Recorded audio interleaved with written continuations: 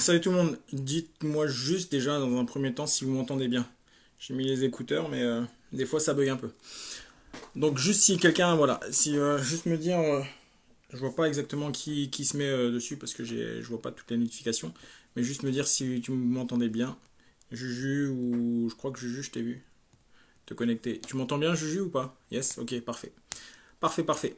Eh ben, bienvenue à tous. De toute façon, il y aura une rediffusion, hein. Ce soir, on va être avec donc Matt, qui nous fait l'honneur d'être avec nous ce soir pour un petit live et avec tout ce qui va.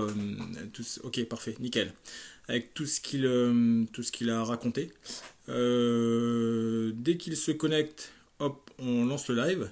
Et puis après, c'est parti. Il y a plusieurs questions, donc il y a quelques questions qui ont été posées, comme vous avez pu voir, et ceux qui ont pu répondre. On a récupéré toutes les questions, on les a envoyées un petit peu à Matt. Et du coup, par rapport à ça, il y a des questions qu'il a retenues, d'autres qu'il n'en a pas retenues, et puis voilà.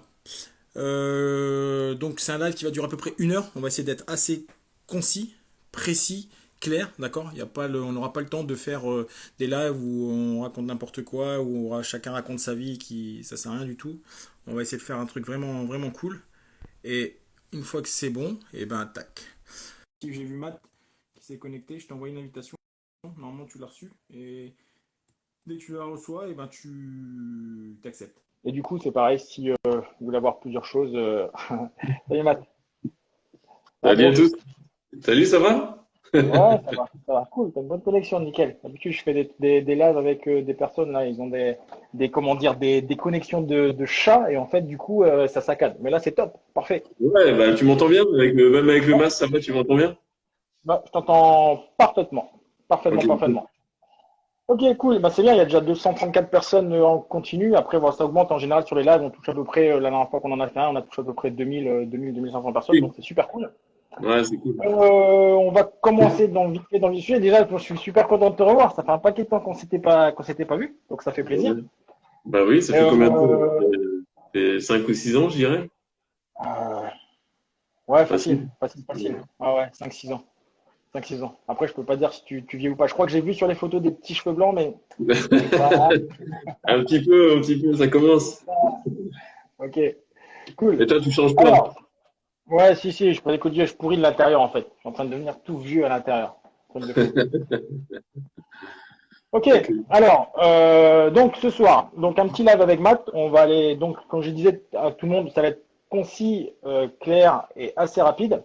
Euh, il y a plusieurs questions auxquelles plusieurs questions que je vais te poser. Ouais. Faut pas oublier l'objectif, l'un des objectifs premiers aussi, c'est la sortie de ton bouquin, donc le 15 octobre. On va revenir dessus, je pense, selon les questions que j'ai vues, donc ça va être super, super cool. Ouais, Et c'est cool. donc pour les présentations, bah, c'est très simple. Avant de te laisser parler, je vais juste pour la petite anecdote parce que c'est vrai que on n'en a pas trop parlé. Bah, en fait, Matt que vous voyez là et qui a une carrière exceptionnelle chez les commandos marines, qui a passé un paquet de temps, pas de 20 ans, bah, je l'ai vu arriver en tant que jeune petit choukit avec ses petites joues et tout à l'escouade à Ouais. Jaubert, à la 2 de Jaubert, et j'étais déjà BAT, donc j'étais déjà second maître dans l'escouade. Et il est arrivé en tant que quartier maître, hein, c'est ça? T'es arrivé en tant que quartier maître à l'escouade? Ouais, c'est ça, On m'a quartier dit deuxième classe, c'est ça, ouais. quartier maître deuxième classe. Et puis après, voilà, on a fait un petit bout de temps ensemble à Jaubert. Et puis après, moi, je suis parti et il a continué. Donc, c'était cool. Donc, ma première question, est-ce que tu peux te présenter rapidement, savoir qui tu es, ce que tu fais, et voilà, tout simplement. Ok, déjà, bonjour à tous. Enfin, moi, c'est Matt, hein, comme Teddy l'a dit. Moi, je me présente face à vous. En fait, c'est tout simplement pour présenter le futur livre. Donc moi, je suis arrivé tout simplement à l'âge de 19 ans en Bretagne pour tenter le stage commando. Et enfin voilà, moi j'ai eu une enfance un petit peu partout autour du monde avec un père militaire. Donc j'ai pu découvrir beaucoup de choses, j'ai pu me façonner l'esprit, etc. Et puis un jour ou l'autre, j'ai décidé d'aller frapper à la porte des commandos marines. Et puis me voilà arrivé à Lorient en 2002. Et voilà, à partir de là, l'aventure a commencé. Sinon, moi aujourd'hui, j'ai 39 ans, en pleine forme, je touche du bois. Et comment dire, j'habite la Bretagne, Lorient. depuis maintenant 2002. Et j'ai une famille. J'ai un petit garçon, une grande fille et tout se passe bien. Ok, parfait. Cool. Ok, donc on va commencer avec les premières questions. On va essayer d'aller, tu vois, j'ai sélectionné, j'ai regardé un peu les questions. On va aller on va commencer par les questions. Je vais les prendre un peu au hasard, mais bon, après, justement, pour toi, l'exercice sera bon parce que je pense qu'une fois que ton bouquin va sortir, après, tu vas forcément être interviewé, je l'espère, par pas mal de personnes qui vont le lire, hein, que ce soit des éditeurs, etc., ou Ouais, même des journalistes. Donc, ça va être cool pour toi, c'est l'exercice. ça. Bah là déjà en fin de semaine ou la semaine prochaine, on travaille sur un teaser qui va normalement sortir avant le 15 octobre. Donc avec un ami à toi d'ailleurs, Stéphane. Donc, Yes, cool, cool. C'est bon, t'as on va réussi à l'avoir, trouver. alors c'est bon, il t'a appelé. Ouais, on est en liaison, tout se passe bien. On commence à avoir des idées. On va peaufiner tout ça. Et puis avant le 15 décembre, 15 octobre, pardon, le teaser va sortir. Ok, cool, parfait. Hâte de voir ça. À Ouais, ça va partager. être sympa. Alors, Matt, donc les questions, en gros. Alors, tu sais, actuellement, il y a beaucoup de bouquins qui sortent, et moi, personnellement, je trouve ça cool, hein, comme je dis, le but, au-delà de nous, de la partie vraiment où on continue et on travaille vraiment avec la team, où il y a plusieurs unités d'élite qui font partie du groupe, dans les coachs, etc., c'est de faire à chaque fois, si possible, la promotion des différents bouquins. Les bouquins pour nous, ils sont tous bien. Après, comme je dis, voilà, t'es un frère d'armes, vous passez par là, machin. Donc, on sait comment ça fonctionne après en civil et on peut justement donner un coup de pouce. Donc, moi, la première question, en fait, c'est par rapport à tous les livres qui sont sortis. Donc, il y en a eu plein. Il y a Aton, il y a Louis Saillant, il y a Juju, que tu connais très bien, qui a sorti aussi son bouquin. Voilà, tout le monde a sorti son bouquin. En gros, ton livre, toi, qu'est-ce qu'il va apporter de plus par rapport aux autres qui sont déjà sortis? Et est-ce qu'il va apporter plus ou alors est-ce qu'il va compléter? Voilà, si tu peux nous en parler un petit peu. Oui, bah volontiers. C'est pour ça, hein. En fait, moi, j'ai fait ce bouquin-là. C'est vraiment c'est pour aider les plus jeunes et les moins jeunes à atteindre des objectifs élevés dans la vie. En fait, ça peut être n'importe quoi. Du moment que le jeune entre 15 et 18 ans, il sait pas trop aller, il sait pas comment faire, et ben en fait, il va trouver toutes ses réponses dans le bouquin. Ce livre, il est vraiment tourné pour les autres. Et je parle de moi, bien sûr, mais je parle juste de mon expérience, on va dire comment moi j'y suis arrivé. Et ça encore, ça n'a jamais été fait. C'est quelque chose que j'ai eu l'idée de ça en 2018. En Ok, 2018, j'étais en mission dans un pays où il fait très chaud et on n'avait pas grand-chose à faire. Et du coup, bah, j'ai eu l'idée de ça. Je l'ai écrit en 2018. Et les dernières lignes ont été faites en décembre 2018. Et puis depuis, c'est quelque chose que je continue à faire. Je me tourne vraiment beaucoup et souvent vers les plus jeunes pour leur donner toute mon expérience. Et voilà, le livre, il parle de quoi? Le livre, il parle de confiance en soi, il parle de ok, gestion du stress, il parle de leadership, il parle de courage, il parle de nutrition, il parle un petit peu d'entraînement sportif, mais en fait, le cœur du bouquin, c'est tout ça. J'ai d'accord. et j'explique un petit peu. Moi, j'y suis arrivé comme ça. La vie en communauté, les premiers instants au commando, les premiers instants en mission. Enfin, je vous délivre en fait, sans dire trop de secrets, tout ce que j'ai vécu et tout ce qui s'est passé dans ma tête. Et depuis tout petit, même toi, tu sais, t'es dit, depuis tout petit, on nous dit bon les gars, c'est dans la tête, il faut foncer.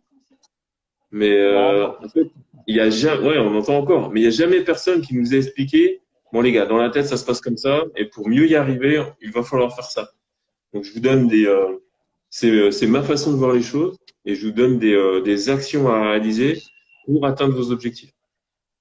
Ok, en fait, c'est un bon témoignage de vie par rapport à ton expérience vécue et tout ce que tu as pu faire en 20 ans de carrière. Et après, chacun va se l'approprier comme il veut, de manière à ce qu'il puisse aussi développer des compétences par rapport à ton écrit.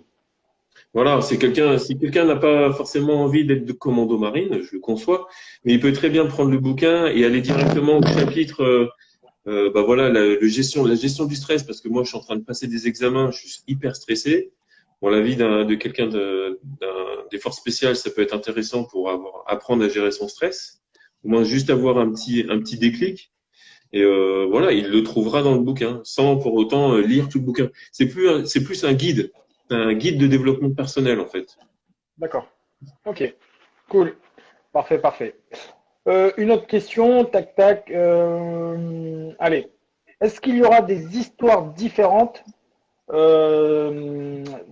pardon, est-ce qu'il y aura des histoires sur les différentes missions et opérations que tu as faites? Donc notamment, je pense sur cette question forcément, parce qu'il y en a quelques que j'ai vu, il y en a beaucoup dès le départ qui ont reconnu avec les yeux sur le reportage HK35 avec cette mission-là où tu faisais partie de cette mission hein, et où Strong a perdu la vie justement. Et est-ce qu'il y aura tu vas revenir, Juju en a un petit peu parlé dans son bouquin des hommes d'action. Il a parlé un petit peu de cette mission H435. Voilà, lui, la façon dont il a vécu, parce que dans une équipe, chacun vit le moment, mais le vit différemment. Et toi, est-ce que justement, tu vas parler un petit peu des différentes opérations que tu as pu faire, celles qui ont été réussies et celles qui ont été moins réussies, ou pas du tout? Oui, complètement. À chaque fois que je parle, par exemple, de courage, de leadership, je vous parle de une ou deux missions à chaque fois. Par exemple, quand je me suis senti leader, un jour, mon chef m'a dit, bah tiens, tu fais ça et tu prends tant de mecs avec toi et puis tu pars faire ça.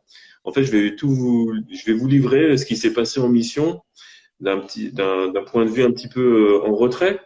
Je vais pas vraiment vous donner des secrets, mais vous allez vous apercevoir que nos missions sont des fois incroyables. Et j'ai essayé à travers ce livre de vous les livrer en étant honnête et avec toute simplicité, quoi. Mais oui, à chaque fois, je parle dans le bouquin, je dois parler entre 7 et 8 missions à peu près. Ok. Ok. Sur le même format que Louis Saillant ou pareil, totalement différent? Parce que lui, en fait, Non, il a axé beaucoup ses missions sur lui, son leader, son leadership qu'il a eu en tant qu'officier dans son équipe et comment après il a pu diriger les hommes, etc., etc. Et cetera. Et est-ce que toi, vraiment, ça va être plus, on va dire, une introspection de toi, ce que tu as vécu, comment tu l'as anticipé, comment tu l'as pris, comment ensuite, voilà, comment tu as pu mettre tout ça en œuvre avec tes mecs, etc., etc. Ou toi, quand tu étais sous le, les ordres de Panda, justement, peut-être, ou tu vois, je sais pas. oui, mais complètement. En fait, je vais vous parler des missions. Il y a des missions où j'étais tout jeune. Après, il y a des missions où je vais vous parler de missions où j'étais un petit peu plus expérimenté. Et puis, il y a la dernière mission où je vous parle de gestion du stress, où il s'est passé quelque chose d'hyper stressant pour quelqu'un, surtout des gens comme nous. Et oui, à chaque fois, c'est vraiment je vais, euh, je vais vous faire part de ce que j'ai vécu en restant vraiment à ma place, en essayant de ne pas trop me mettre en valeur, parce que c'est compliqué quand on parle de soi et de garder un petit peu d'humilité. Et surtout, c'est un hommage aussi à tous mes frères d'armes à chaque fois euh, quand je raconte ces histoires, parce que ils ont entièrement leur place, bien sûr avec des noms différents, mais ils se reconnaîtront, c'est sûr.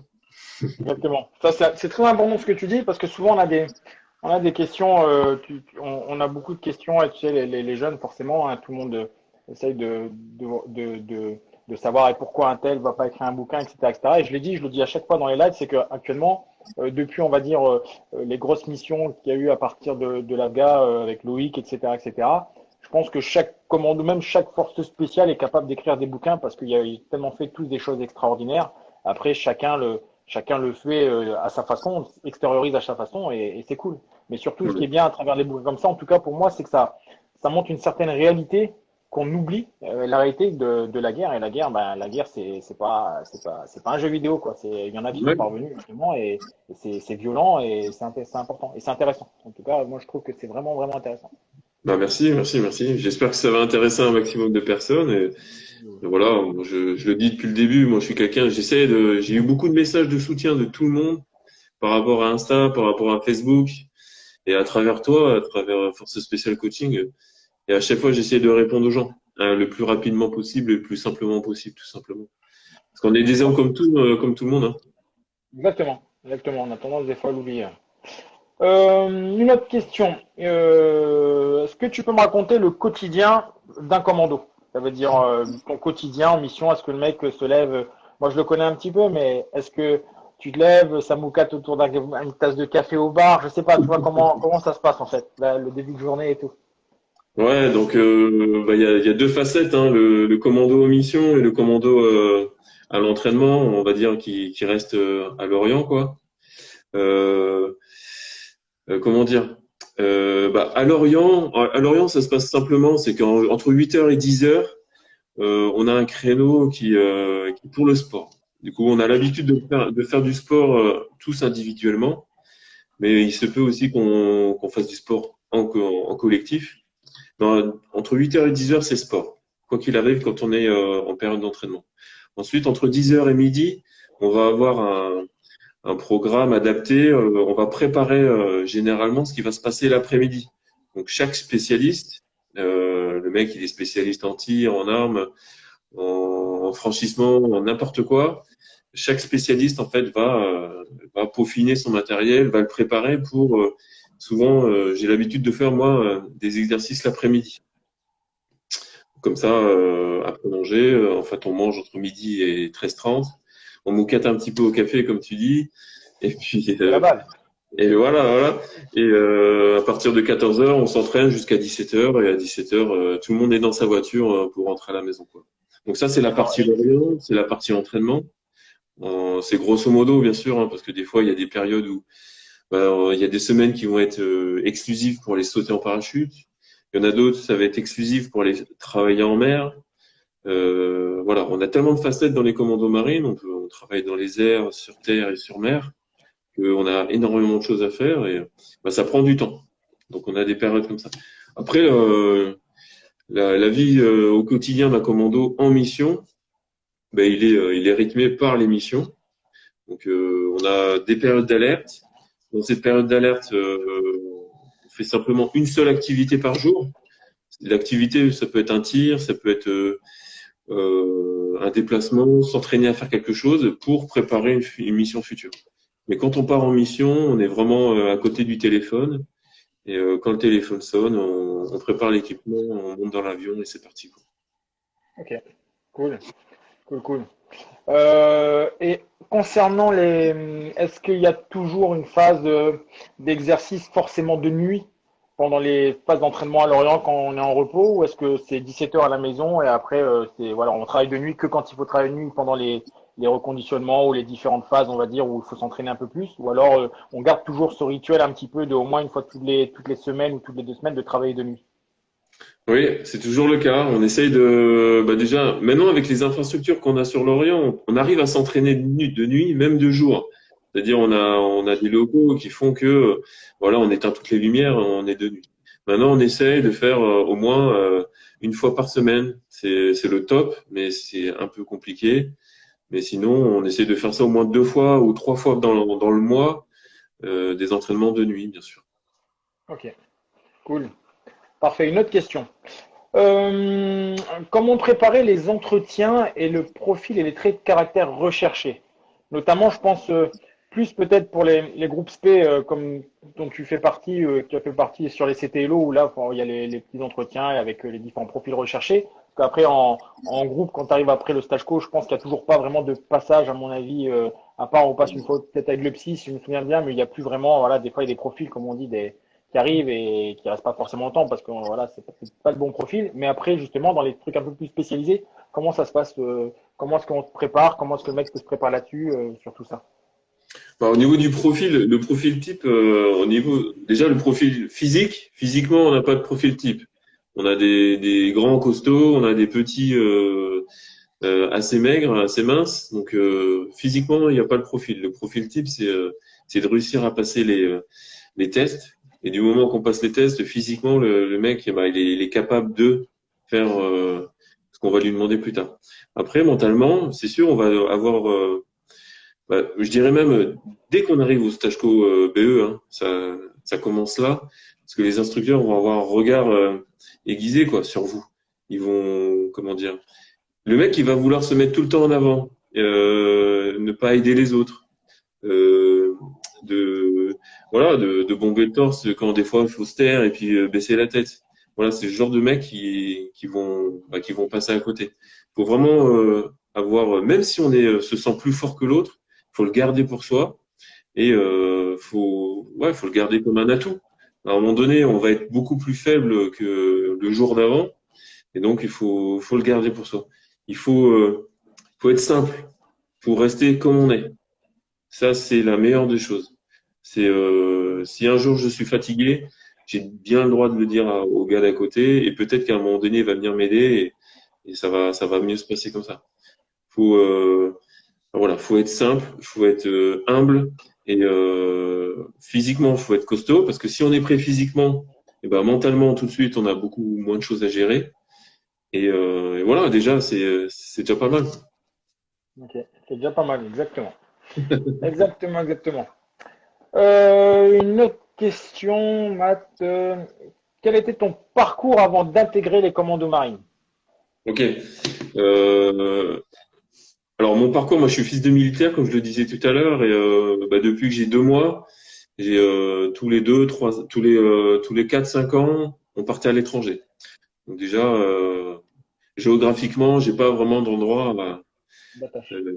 Voilà, je suis- j'ai vécu longtemps en région parisienne, donc port d'attache, on va dire que ce sera Paris, mais de cœur. Mais mon cursus, c'est ça. J'ai fait une voie classique hein, jusqu'au bac. Donc j'ai passé mon bac et ensuite j'ai directement intégré l'école des fusiliers marins à Lorient. Je suis passé le bac en juin. J'ai passé les entretiens, les tests, etc. entre juin et décembre. Le 2 décembre, je signais mon contrat pour commencer ma petite carrière de fusilier marin. Ensuite, entre décembre et juin, donc on va dire 6 mois, voilà, j'ai eu mes classes, j'ai appris le métier de marin et ensuite j'ai passé mon stage commando et je suis arrivé en commando tout de suite après, en fin juin 2003. Voilà, tout simplement. Robert. À Jaubert. Ok, cool. C'était des études de quoi? T'étais un bac normal? Ouais, c'était un bac STI, j'ai fait option bois. Donc maintenant, ça m'aide un petit peu quand on part à l'étranger et que il faut monter, il faut faire des petites cabanes, comme tu sais, à gauche, à droite. Bah, voilà, je sais faire. Ouais. En fait, ce qui est marrant, je fais une petite parenthèse, c'est que tous ces profils qu'on avait encore avant moi et moi quand je suis arrivé, tu vois, moi c'est pareil, j'avais un bac informatique, un bac STT, et en fait c'est le niveau, on va dire, le niveau quand tu es arrivé avec juste ton bac qui était suffisant. C'est une question, ça va rebondir sur une question. Est-ce que tu penses qu'actuellement il est toujours suffisant? Parce que vu quand même que la technicité a vachement évolué, il faut être un peu plus peut-être câblé, aller beaucoup plus vite. Est-ce qu'il y a toujours autant de place, on va dire, sans donner de nom, mais il y a des personnes que tu as dû connaître qui étaient beaucoup moins vifs au niveau de l'apprentissage de certaines choses, notamment maintenant qui est mélangé avec de l'informatique, de la partie électronique, de la. Est-ce que c'est un handicap maintenant pour entrer chez les forces spéciales ou alors c'est pas grave, on peut apprendre sur le tas? Non, c'est pas du tout un handicap, bien au contraire. Le mec, le mec, qui va avoir un CAP, un BEP, etc. Nous, le mec, du moment qu'il fait le taf, il fait le boulot au niveau des sélections, et ben, il va être accueilli comme si le gars il sortait Sciences Po, quoi, pour ainsi dire.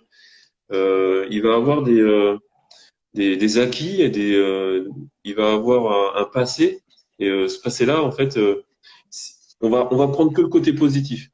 Tout le reste, ça va rester derrière lui et on va l'aider, on va le conditionner et à un moment donné, ce mec-là, il se sentira à sa place et tout ce qu'il a appris étant plus jeune, ça peut être un CAP mécanicien. Et un mécanicien, aujourd'hui, il a plus de valeur presque que quand on est en mission et que le véhicule il tombe en panne et qu'on doit continuer la mission. On est bien content d'avoir un ancien mécano dans le groupe pour nous enlever de la merde, quoi. Alors que un mec qui sort d'une grande école, eh ben ça va être aussi on va garder que les côtés positifs. Notamment le mec s'il sait parler 2 langues, eh ben l'arabe, l'anglais, etc. Ça va être top. Après pour faire simple, si le mec déjà il arrive chez nous et il sait parler anglais, c'est beaucoup beaucoup plus simple pour les différentes opérations qu'on fait. Donc s'il faut vraiment faire le forcing sur quelque chose, aujourd'hui, quand vous avez 14, 15, 17 ans, eh ben, c'est l'anglais. Faut pas lâcher ça, quoi. Ok, cool, c'est super intéressant ça. C'est vrai que c'est quelque chose qui qui n'était pas, on va dire, pas prioritaire à l'époque. Et notamment, des gens même dans le groupe, mais je sais pas si tu étais encore avec nous, un Jobert, qui parlait, qui parlait anglais. C'est toujours assez marrant lorsqu'il y avait des briefings avec des étrangers. Donc, ouais, c'est vrai que c'est super important l'anglais pour ceux qui veulent. Ah oui, sinon on a beau être le meilleur en tir, le meilleur en n'importe quoi, si tu sais pas parler anglais, et ben l'américain ou le suédois, le danois, il va te regarder et en fait tu vas pas pouvoir échanger, donc déjà ça part mal quoi. C'est clair. Une autre question. Allez, quelle a été, on va parler un peu de physique, comment tu t'es préparé physiquement pour ton. Alors, j'ai pas envie de dire pour le stage co, parce que le stage co, tu te prépares physiquement, mais tu te prépares physiquement avec le cursus qu'il y avait au BE à l'époque, ou alors les CAT après. Mais je veux dire, tu avais quand même un cursus qui te permettait de te préparer déjà. Quand on arrivait à la fin du BE, normalement, on était plus ou moins prêt, puisque les instructeurs faisaient le taf pour arriver prêt. Mais avant ça, justement, pour arriver, est-ce que tu t'es préparé déjà pour arriver à ton BE quand tu as signé ou tu t'es dit j'arriverai, je vais m'entraîner au fur et à mesure des épreuves? Non, moi depuis tout petit je fais du sport, depuis tout petit j'adore le sport, c'est quelque chose que bon, voilà, je peux pas vivre sans faire un peu de sport tous les jours. Et malgré tout, je me suis entraîné. Je me suis entraîné parce que faire du sport en short et en t-shirt, c'est assez simple. Mais en fait, quand tu as un objectif, ton objectif c'est quoi? D'être commando, bah, en fait, on te demande à un commando de courir avec des rangers, avec un sac, en étant habillé avec des vêtements longs, un pantalon, une veste. Et tout ça, si t'as pas l'habitude de le faire, et bah, tout de suite, c'est un peu plus compliqué. Du coup, moi, ce que j'ai fait, j'étais dans un surplus militaire quand j'avais 17 ans, et puis j'ai acheté ma paire de Rangers. Et bah, j'allais courir dans les bois avec ma paire de Rangers. Et bah, déjà, en fait, je commençais même à faire un travail mental là-dessus.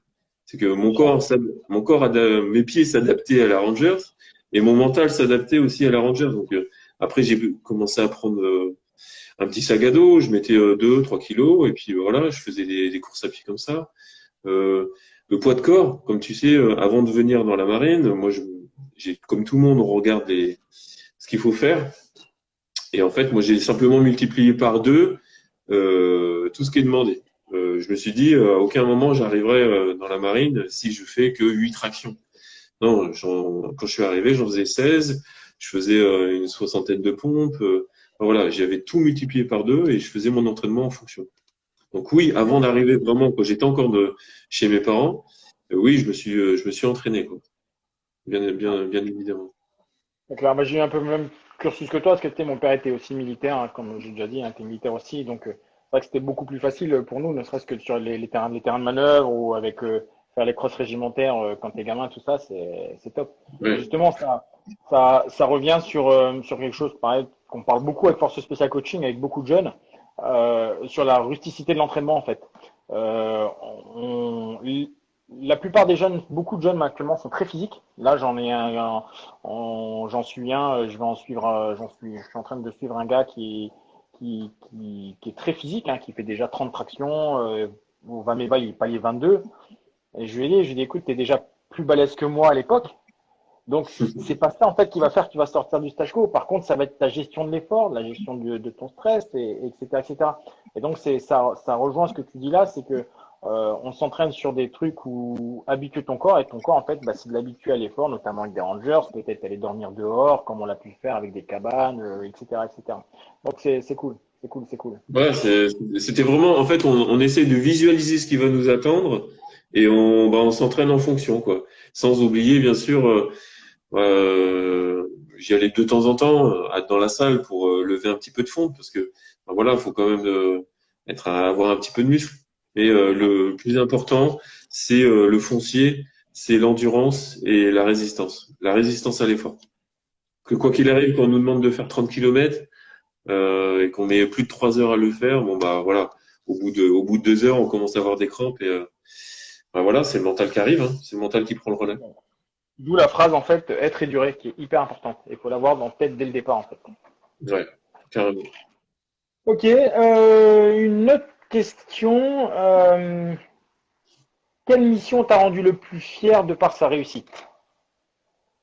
Euh, la mission qui, ouais, ben, oui, bah c'était une belle mission. C'est une mission qui s'est déroulée au Mali il y a un peu de temps maintenant. Et simplement, c'est quand l'État malien nous a demandé de venir l'aider parce il était, il y avait tous les djihadistes qui arrivaient sur le territoire. Malheureusement, ils rentraient dans les villes, ils rentraient dans les maisons et au bout d'un moment, ça se rapprochait vraiment de la capitale. J'essaie de faire simple, hein. Et voilà, on est arrivé dans un pays à côté, nous on s'est infiltré par les airs et Oui, petit à je me petit, rappelle. ouais, petit à petit, on a réussi à prendre une ville, une deuxième, une troisième, une quatrième, et sur l'espace de un mois et demi, 2 mois, on a réussi à reprendre, on va dire, le pays entièrement. Et ça, c'était magique parce que euh, on a fait le boulot de commando, mais moi, ce qui me reste en tête, c'est que j'avais l'impression d'être un 14 juillet au Mali, quoi. Ça sortait dans les rues, ça venait sur nous, ça nous embrassait. Les gens, ils étaient vraiment heureux ouais, c'est ça. Ils étaient vraiment heureux d'être libres, en fait, tout simplement. On arrivait dans les maisons, les femmes nous remerciaient, tout le monde était en pleurs, parce que 30, 40 minutes avant, il y avait des djihadistes qui étaient là. Et voilà, je pense que tu vois, c'est ce qui me rend presque le plus fier, c'est de donner la liberté à des gens qui n'ont plus, justement. Ça fait partie en fait ouais, du fondement du métier en fait. C'est ça qui est beau et c'est ça qui est le ouais qui résume en fait le pourquoi du comment en fait. Pourquoi tu rentres dans un truc comme ça, comme tu le dis, c'est pas quand on dit justement être dans l'ombre, agir dans l'ombre, on arrive un peu dans la lumière et pour certains qui veulent y arriver avec le travail, les bouquins, etc., etc. Mais sinon, dès le départ, tout le monde est dans l'ombre. Et Ouais, justement, et c'est là où faut bien, il y a pas de place dans un métier comme ça justement. Et on en voit malheureusement qui sont encore en activité et qui commencent déjà à partager. Ils viennent d'arriver en groupe et ils partagent déjà des photos d'eux sur plein de choses quand ils sont encore militaires. Je pense qu'il y a un temps pour tout. C'est-à-dire que ça, il aura le temps de le faire après, hein, quand il quitte ou quand il veut quitter. Et ils le font pas pour forcément, ils le font peut-être pas forcément pour les bonnes choses. Soit en plus, il reste pas très longtemps pour avoir une carte justement sur la partie FS. Mais le vrai boulot, c'est ça en fait, c'est d'agir dans l'ombre et de rendre, de faire le travail que vous faites en fait. Donc ça, ouais, parce qu'il y a des gens qui comptent sur nous, on n'a pas l'impression comme ça, mais quand on regarde les infos, eh ben, on n'a pas l'impression que le monde, il est en train de partir un petit peu. Enfin voilà, c'est bizarre tout ce qui se passe autour de nous.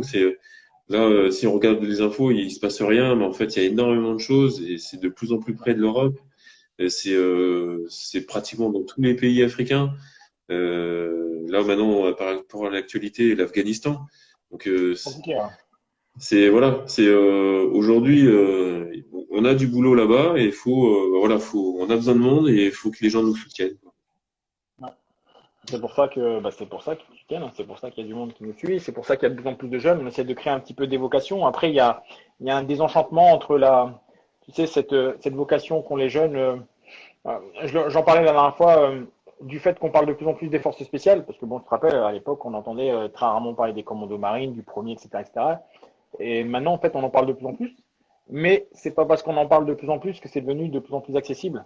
Et ça, en fait, c'est pas, comme je dis, ça reste pas un métier où tu vois la lumière et tu dis, bah tiens, je vais faire ça et je rentre et puis voilà, ça va le Ah faire. ouais, complètement. Complètement. C'est pas comme Ouais. ça que c'est pas comme ça que ça marche. Et ça, c'est vraiment important. C'est très compliqué à le faire comprendre parce que les films montrent une autre version, on va dire, de tout ça. Mais c'est pareil, c'est pas dans une question, mais tu vas peut-être pouvoir justement nous répondre, justement avec une des personnes que je suis. Je lui disais que le rythme actuel, il est quand même assez, comment je pourrais dire, ça prend beaucoup de temps, beaucoup d'énergie, et forcément sur ta vie de famille et tout. Je parle malheureusement, quand on prend juste un exemple de Maxime Blasco qui est décédé cette semaine, qui est décédé cette semaine. Il avait quand même fait quatre missions, dont une où il a été blessé, c'est-à-dire qu'il est reparti entre-temps. Donc on s'aperçoit que le rythme, comme tu le dis, hein, ça grouille de Ouais. partout, et ça devient compliqué. Toi, sur une année, on va dire une année en plein régime, tu tournes à combien de mois à peu près plus ou moins à l'extérieur et aussi en France entre les déplacements, etc. Pour voir un petit peu sur la partie vie de famille, pour ceux qui ont qui sont déjà mariés, qui veulent rentrer, ceux qui ont des copines et que la copine ne veut pas les laisser partir une semaine, etc. Comment ça se passe? Bah, pendant notre période d'Obs, j'en dirai pas plus là-dessus, mais déjà on a souvent c'est entre 4 et 6 mois à l'extérieur, quoi. D'accord. Par exemple, là l'année dernière, on a fait un peu plus de 6 mois en dehors de la maison. Donc on part 6 mois. En fait, on peut partir 3 mois, 4 mois, 5 mois, après revenir et puis repartir, on va dire 2 mois après pour une autre mission. Et en fait, mis bout à bout, on tourne autour des 6 mois, même des fois un peu plus. Et après, on repart sur un cycle où on reste à la maison, on reste en France, on s'entraîne, on se remet à niveau. Et ça dure minimum 1 an. Et après, c'est reparti. On fait ça à chaque fois. Donc c'est quoi? C'est un rythme qui est quand même assez fatigant. Ouais, c'est fatigant physiquement. On arrive, on est rincé, hein.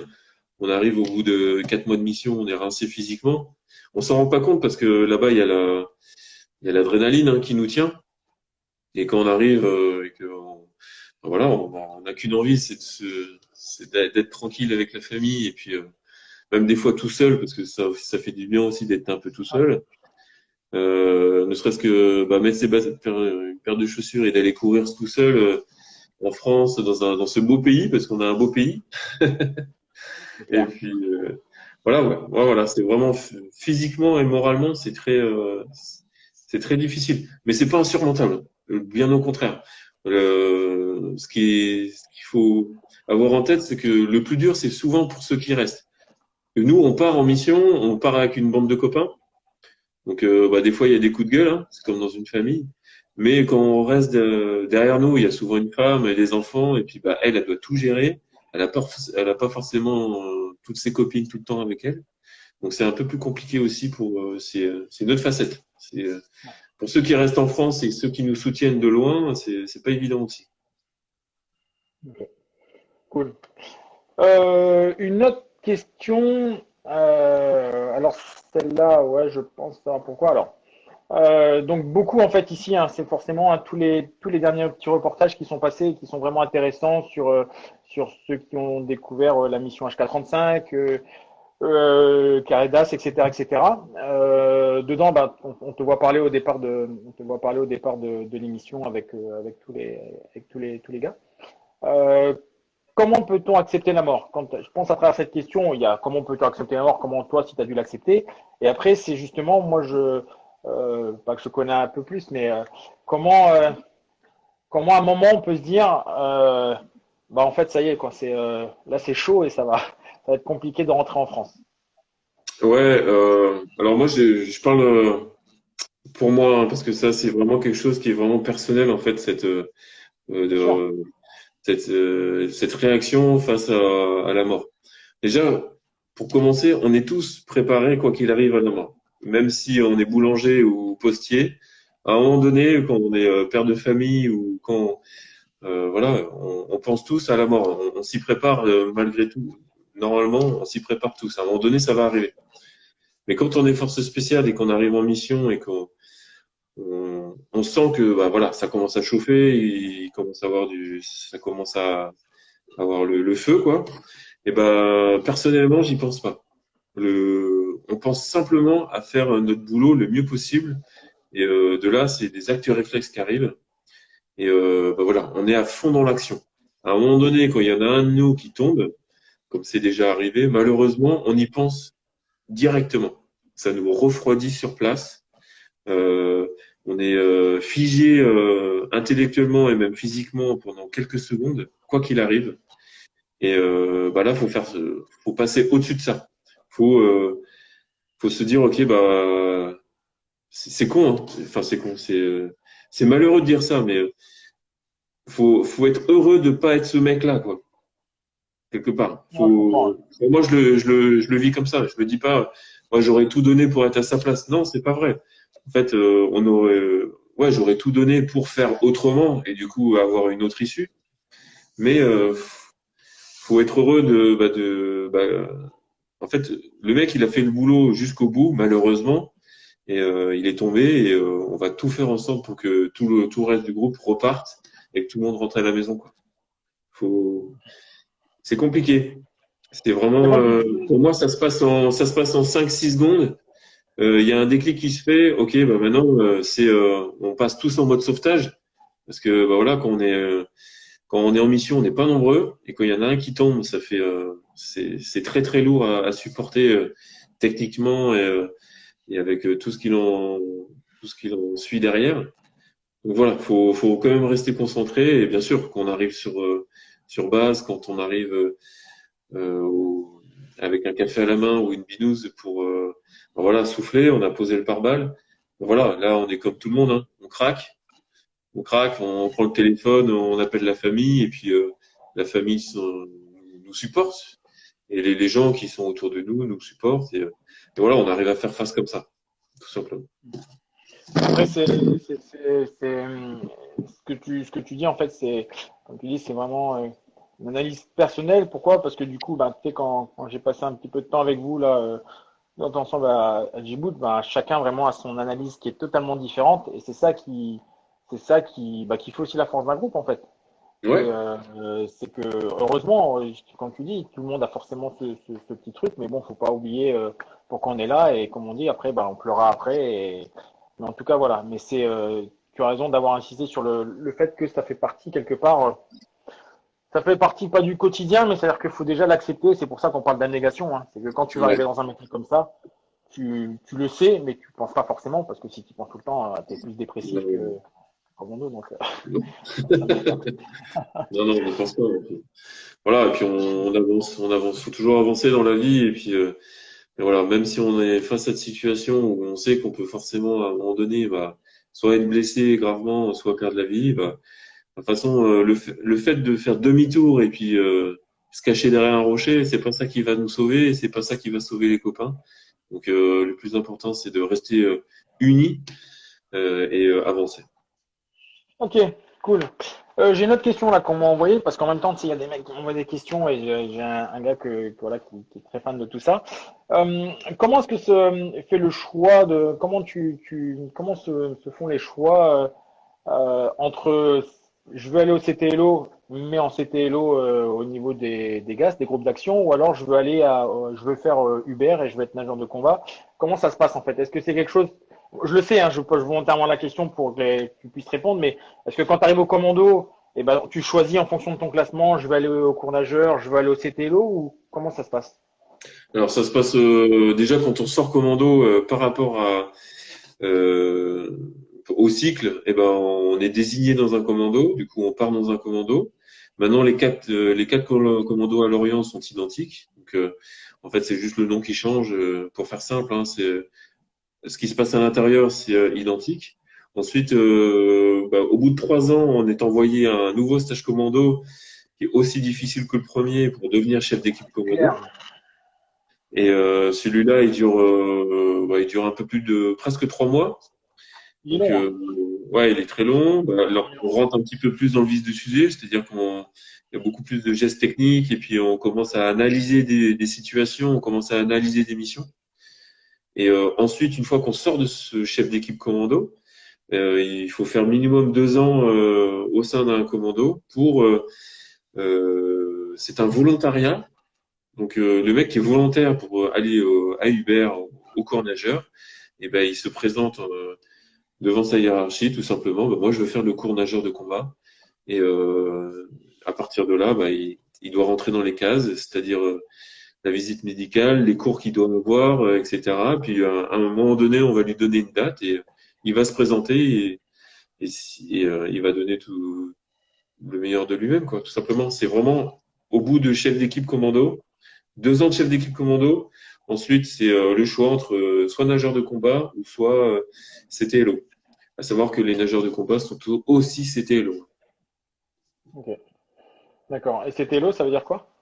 C'est contre-terrorisme et libération d'otages. Ouais, c'est bien de le D'accord. préciser. Je sais que tu le sais, mais c'est bien de le dire. Ah, là, ok. Enfin, pas tout. Donc en fait, si vous avez bien tous compris, hein, c'est que vous pouvez, quand vous arrivez au commando, faire donc du coup, vous faites vos deux stages co, hein, comme on a fait.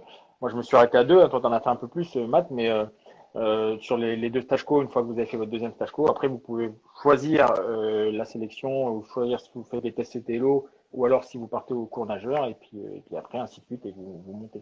Et justement, une question qui va par rapport à ça, et quelqu'un en fait qui ne veut pas faire nageur, parce que c'est pas son truc, hein, à savoir que juste nageur, il y a justement une qualif à passer et tout le monde n'est pas volontaire pour le faire, et qui fait test CTLO et qui ne l'est pas pris. Mais il veut quand même rester au commando, parce que c'est quand même quelqu'un qui a un potentiel, mais il est peut-être pas fait justement au profil CTLO pour X raisons, comme j'en ai connu certains qui n'avaient pas le profil et qui sont toujours encore au commando et qui sont maintenant chefs de groupe, etc.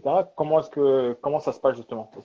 Est-ce que c'est mal vu parce qu'on a loupé, après dans notre carrière on est bloqué, ou alors est-ce qu'on peut avoir une super carrière quand même en groupe d'action au commando sans être au CTLO? Alors, totalement. Je te rejoins à fond là-dessus. C'est que le mec qui fait échec au nageur ou au test CTLO, quoi qu'il arrive, c'est une remise en question. Il a été volontaire, il s'est remis en question, il a été frappé à la porte de son officier, et en fait, c'est quelqu'un qui se met en danger. Donc, quoi qu'il arrive, même si c'est un échec, nous, on le voit pas comme ça. C'est que c'est quelqu'un qui s'est présenté face à nous, il a eu le courage de le faire. Et si échec il y a et qui veut quand même continuer, bah, il a le droit à le poser 2 fois, peut-être 3 fois des fois, mais ça dépend dans certains cas. Et puis oui, après il y a une troisième solution, c'est tout ce qui est tireur d'élite. Il y a aussi il y a un gros spécialisé à Lorient et en bas à Toulon pour c'est le groupe de l'ESNO. C'est tout ce qui est tireur d'élite et l'observation, la surveillance, la neutralisation. Donc il y a cette solution-là pour des gens qui sont un petit peu plus euh, introvertis, mais comment dire, un petit peu moins bagarreurs, des gens qui ont tout simplement la passion du tir de longue distance et du tir d'élite, parce que c'est des gars qui sont capables de faire des tirs de précision incroyables, et heureusement des fois qu'ils sont là, parce que des fois il y a des tirs qui passent juste au-dessus de nous, et bah, ça nous permet de gérer une situation. Enfin, voilà, on est tous complémentaires, donc le mec, il peut basculer. Même s'il fait échec au CTLO, il peut basculer à l'ESNO et il fera peut-être une réussite à l'ESNO. Moi, si j'avais posé les tests ESNO, je les aurais sûrement loupés parce que c'est pas ma façon de voir les choses. Et ensuite, s'il y a échec à tout ça, eh ben, bien sûr, le gars, il peut rester en groupe commando. Il aura acquis beaucoup d'expérience, une autre vision des choses, et il pourra le transmettre aux plus jeunes et à ses chefs d'équipe. Et il y a des gars qui ont fait des super belles missions, parce que comme tu le disais tout à l'heure, il y a de plus en plus de missions, il y a de plus en plus de boulot à faire dans les pays qu'on connaît. Et bah, maintenant, même si on n'est pas groupe spécialisé, on part en mission et c'est des missions de belle qualité. Ok, super. Une autre question, le rôle d'un officier au commando actuellement, les officiers qui arrivent en groupe, peut-être comme Louis Saillant, j'allais dire son prénom, mais Louis Saillant qui est arrivé en groupe, qui n'était pas officier ou après qui est officier, mais sinon en tant qu'officier, quelqu'un qui décide de faire l'école navale, qui va faire le stage co-officier, qui arrive en tant qu'officier. Est-ce que comment ça se passe en fait? Est-ce que dès le départ, il est plus dans la partie paperasse, etc., gestion, comment ça fonctionne, sans rentrer dans le détail de l'organisation et la hiérarchie au sein du groupe, mais comment une carrière d'officier chez les commandos? Alors, une carrière bah déjà, ils ont directement accès à le stage commando chef de groupe. Du coup, ils arrivent bon, ils font un petit passage avant au commando pour voir un petit peu si la mayonnaise prend bien. Une fois que c'est bien pris, les mecs ils partent au stage co. Ils reviennent en qualité de chef de groupe. Donc souvent ils sont dans les premiers mois, dans les premiers mois, ils sont binômés avec le chef de groupe en titre, qui n'est pas forcément officier. Chez nous, dans les commandos marines, c'est souvent des premiers maîtres ou même des fois des maîtres, des patrons comme on dit. Et ensuite, au bout d'un moment, bah, il passe à la tête du groupe et il fait entre 2 et 3 ans dans le commando.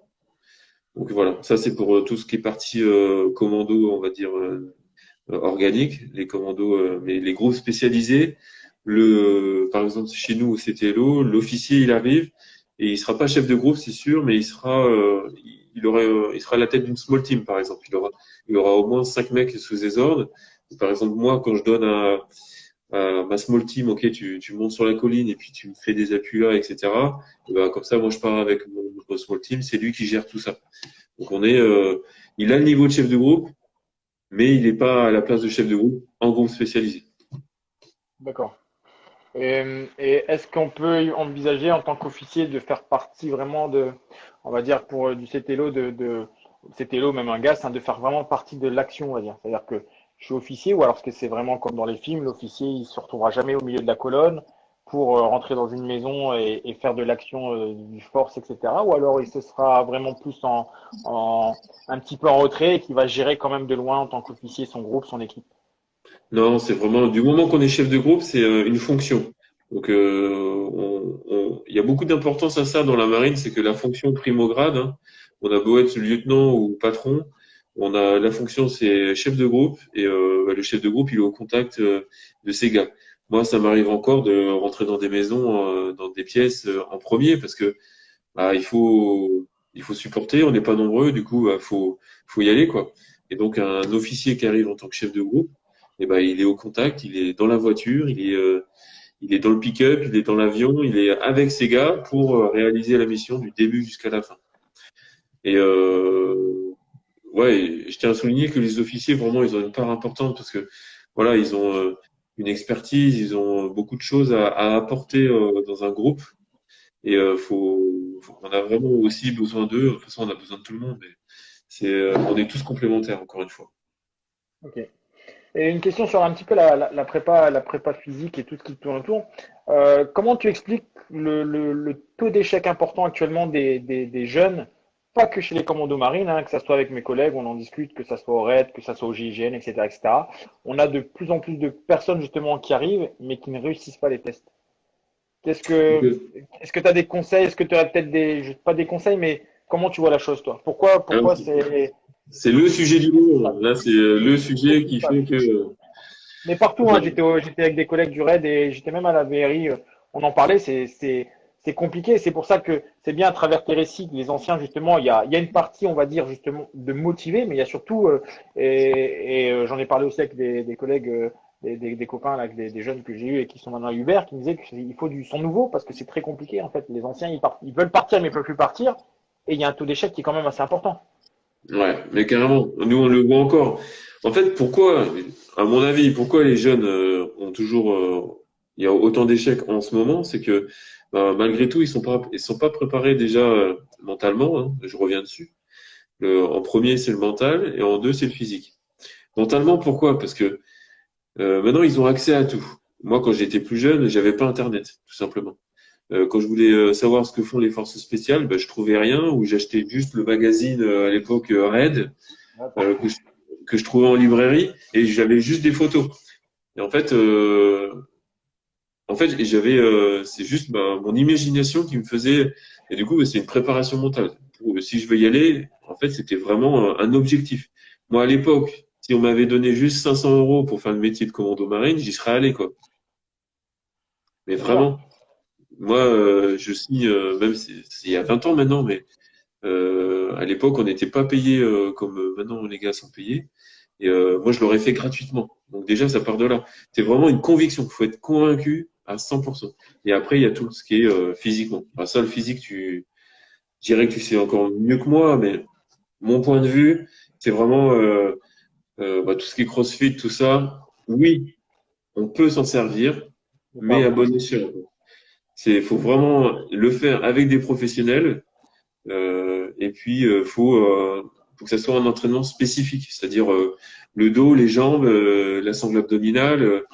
Mais voilà, ça sert à rien d'avoir des cuits de taureau si on veut aller au stage co. Non, non.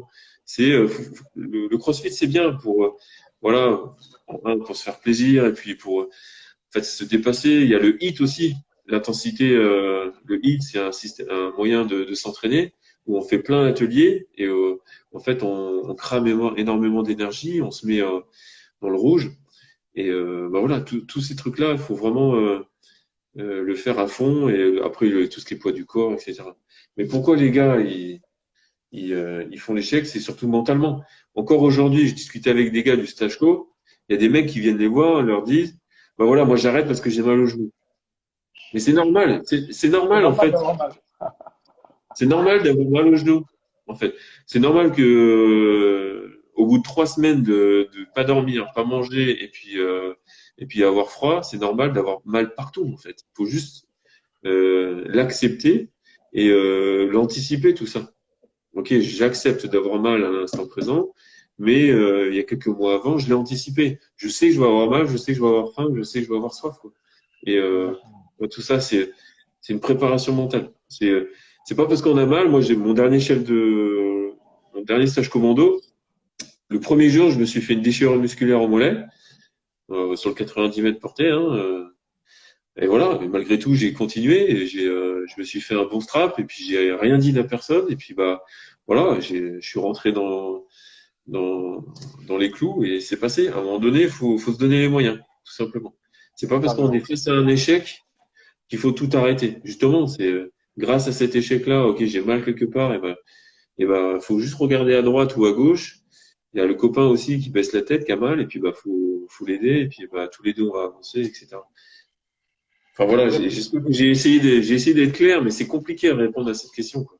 Bah, c'est très compliqué parce que c'est récurrent et en fait, comme je le dis, moi souvent on en parle quand on fait que ce soit des lives ou quand il y a des questions ou avec des trucs, c'est que à chaque jour pareil, c'est très personnel. Moi, c'était un peu pareil. C'est dans cette partie Stachko, tu te dis à un moment, c'est toujours pareil. Il faut toujours que, peu importe la douleur, peu importe les petits échecs que tu vas avoir, etc., etc., ça montre de te dire, mais putain, je suis là. En fait, ce qui fait aussi la différence, je pense, hein, c'est qu'à notre époque, les places étaient quand même chères. Quand je dis elles étaient chères, c'est qu'il y avait du monde derrière qui poussait. Et en fait, si tu loupais ton Stachko, c'était très compliqué parce que tu avais beaucoup de monde, beaucoup de monde, beaucoup de monde.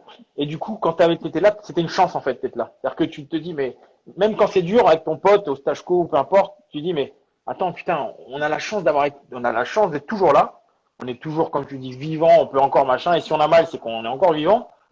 Et du coup, il y en a plein qui attendent derrière. Donc non, je vais pas laisser ma place parce que c'est une chance d'être là et de pouvoir continuer et de semaine en semaine, comme tu dis, moi je le dis tout le temps, je dis visualiser étape par étape. Ne regardez pas le stage coach sur les 9 semaines ou etc. Faites déjà première semaine, bing, ok c'est fait, deuxième semaine et puis à chaque fois au fur et à mesure, après il y a la bascule et puis. Mais ça c'est compliqué parce que les jeunes, pour synthétiser là-dessus, c'est que la génération, et c'est pas de leur faute, hein, mais c'est qu'il y a un rapport, il y a une gestion de la rusticité qu'ils n'ont plus en fait. Parce Ouais. que les temps, comme tu dis, l'accessibilité pardon à tout. Des jeunes, c'est très rare de voir des jeunes qui vont te dire, et même toi peut-être demain tes enfants vont te dire, bah papa, on va pendant 3 jours en forêt, on va dormir dans une cabane. Dire, attends, tu vas où? Tu vas en cabane dans une forêt, mais tu rigoles ou quoi? Alors que, tu vois ce que je veux dire? À notre époque, moi je me rappelle, ils partaient, on faisait des fois 2, 3 jours en forêt et tu revenais, tu avais un paquet de BN pour ton goûter, tu mangeais, voilà, et tu faisais ta Ouais, petite c'est cabane, vrai. tu étais pas loin de la maison, mais tu dormais dehors. Là maintenant, tout devient compliqué. Donc, et tout ça fait qu'au fur et à mesure, on s'est installé dans une non-rusticité qui fait que bah, le jeune, la douleur, en fait, il la comprend pas. Et dès qu'il a, bah, c'est la fin du monde parce que il anticipe si j'ai mal au genou, je pourrais peut-être plus marcher. Et si je peux plus marcher, bah, c'est fini, je pourrais plus rien faire. Alors que non, en fait. Tu... Non, Et... mais carrément, je te rejoins à 100%. Moi, tu vois, il y a un mec, puis ça commence de là aussi. Il y a un jeune là de 17 ans, il m'a envoyé un message. Il habite Lorient. Et ben, je lui ai dit, ok, tu viens à la maison, on va discuter. Et le mec, il a été surpris en fait. Ah Et ouais. moi, il dit, bah, ok, bah, ça s'est passé il y a 2 jours. Il est venu à la maison à 19h. On a discuté pendant 1 heure et demie tous les deux. Et il pensait pas que j'allais dire oui, parce que lui, son père n'est pas militaire, etc. Il a un petit peu de mal à voir une visibilité. Mais je lui ai dit déjà en un, la démarche de me contacter et d'accepter de venir me voir à la maison alors que tu me connais pas et que, ok, j'ai beaucoup de choses à te donner, mais en fait, c'est juste ça, la démarche. Se dire, ok, je vais y arriver. C'est juste une question c'est quand est-ce que je vais y arriver? Et ça, quand on était plus jeune, ça, tout le monde se le disait. Franchement, voilà, à part si j'avais un genou, voilà, cassé ou une jambe cassée, bien sûr, on s'arrête. Mais sinon, on avance et puis on, voilà, on pense qu'à l'avenir. Moi, quand je suis rentré dans le train, je l'ai écrit dans le bouquin. Quand mon père il m'a mis dans le train, bon, j'avais les cheveux jusque là. Une petite frisette, non? Ouais, avec des petites frissettes. Enfin voilà, on connaît l'histoire. Et j'ai simplement dit à mon père avant que la porte se ferme, je dis papa, je rentrerai à la maison que quand j'aurai le béret vert. Et là, il m'a regardé, j'ai vu que bon, je rigolais pas. Et puis voilà, je l'avais décidé. Et 6 mois après, j'avais le béret vert et j'étais tout fier. Donc voilà, faut vraiment, comme j'ai dit au gars il y a 2 jours là, faut le décider. Une fois que tu l'as décidé, tu te regardes dans une glace et tu vas à fond quoi. Ok. Voilà. Cool, parfait, parfait, parfait. Ça fait à peu près une heure. On a commencé à 20h30. On a fait un Déjà? peu le tour de. Ouais, on a fait un peu le tour des questions. C'était passionnant, hein. On en fera peut-être un plus tard, une fois que le bouquin sera sorti et tout. Donc là, deux choses hyper importantes pour tout le monde. La première, donc la sortie du bouquin le 15 octobre. Oui. Il est en précommande déjà, hein, si je me souviens Voilà, bien. sur les éditions Pierre de Taillac et aussi sur Amazon. D'accord. Est-ce que tu peux nous, juste vite fait, nous redire pourquoi 17,70 €? Alors ouais, 17,70 €, c'est un hommage en fait, tout simplement pour les 177 commandos qui ont débarqué en Normandie. Donc voilà, je l'ai pas mis par hasard. Mon éditeur m'avait conseillé de le mettre pourquoi pas un peu plus cher, comme tout le monde fait. Mais non, je me suis dit qu'on n'est pas à 2 € près, hein. Et on va mettre 17,70 € et puis voilà. Ce serait un honneur pour moi d'avoir Léon Gauthier face à moi pour lui remettre ce livre. J'essaierai de faire une vidéo là-dessus et j'essaye de mettre ça en place. C'est Et, top. euh, et voilà quoi. C'est vraiment un bouquin. Il sort du cœur et je pense que il va servir pour plusieurs générations, je l'espère. Et enfin voilà, il est pour vous et n'hésitez pas à m'envoyer toutes vos questions. J'essaierai d'y répondre. Ok. Toujours autour du bouquin, est-ce que par la suite tu vas organiser aussi des dédicaces pour les gens qui veulent aller il y aura des séances de dédicaces qui sont prévues, je suppose? Ouais, bien sûr, il y aura des séances de dédicaces dans la région et ailleurs aussi, sûrement sur Paris. Il y a plein de personnes qui me demandent à Vichy, à Lyon, à Toulon. Bah, je vais faire le maximum. Franchement, ça me ferait vraiment un plaisir de venir à votre contact. Et puis, ça va s'organiser. Parce que là, ça va s'accélérer à partir du 15 octobre. Il va y avoir des télés, des radios qui vont avoir le bouquin entre les mains. Du coup, ils vont pouvoir voir ce que c'est. Et du coup, on va pouvoir en parler. Parce qu'avant, c'est quand même assez compliqué d'en parler quand on n'a pas le bouquin entre les mains. Et puis par rapport à tout ça, bah, je te transmettrai. Et on fera le boulot de la communication, quoi. Mais je vais essayer de faire le maximum pour faire des dédicaces. Ouais. Bien sûr, c'est cool. Et du coup, est-ce que c'est le début d'une longue carrière ensuite après en tant qu'écrivain ou pas du tout? C'était là l'envie d'écrire sur un bouquin et puis après on verra bien, ou alors est-ce qu'il y a déjà on s'est dit bah tiens pourquoi pas en écrire plusieurs, ou je parle de ça puisqu'on a aussi des anciens commandos marines, notamment pour ceux qui connaissent Arthur Hoffner qui était aussi chez nous, qui est un peu plus ancien que nous, hein. Moi je l'ai connu, il était déjà chef d'escouade, je crois, oui, chef d'escouade à Jaubert, qui écrit des romans, qui lui maintenant est écrivain. C'est Il écrit beaucoup de bouquins. Est-ce que toi c'est pareil ou non? C'est juste là, tu marches à l'envie. Tu avais envie de faire un bouquin, tu l'as fait et puis ça Voilà, continue. ouais, c'est ça. Ouais, franchement, c'est ça. J'avais envie d'aider les plus jeunes. Du coup, je l'ai fait. Je l'ai fait je l'ai fait en mission en plus. Donc, il a un petit peu, enfin voilà, il a un petit peu le goût du sable, ce bouquin.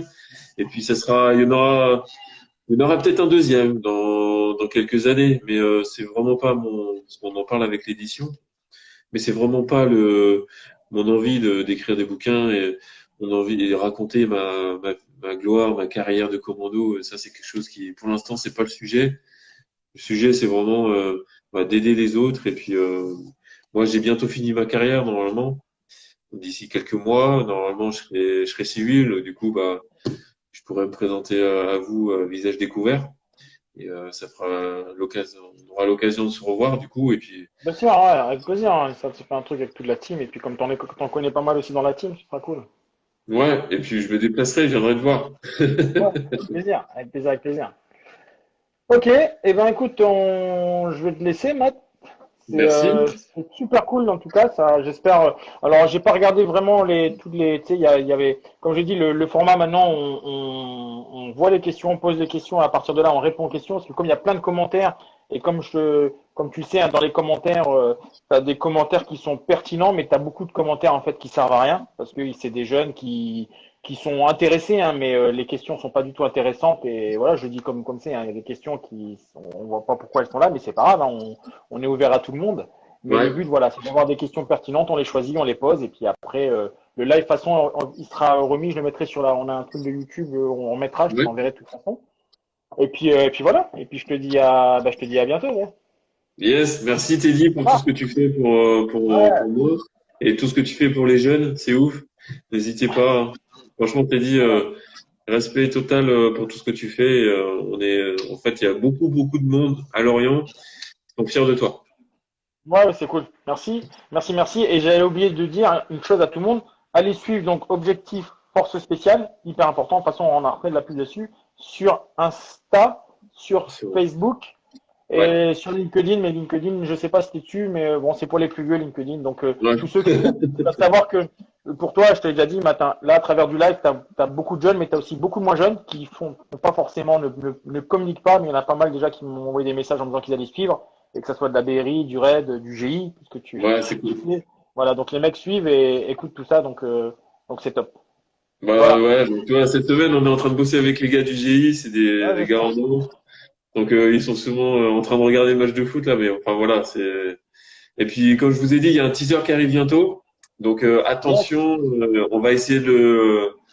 Ça reste quelque chose qui va durer environ 2 minutes. On va essayer de faire un truc bien propre. Et on va reparler de mon envie, on va reparler de ce qu'il y a dedans pour partager un maximum de tout ça avec vous. Génial. Parfait. Bon, gros, Allez, je te laisse. Je te dis à plus à tard bientôt. et puis on se tient au jus. Et merci en tout cas pour ton temps. Bah, merci à toi, Teddy. Ciao. Allez, ciao, ciao. Salut. Ciao. Ciao.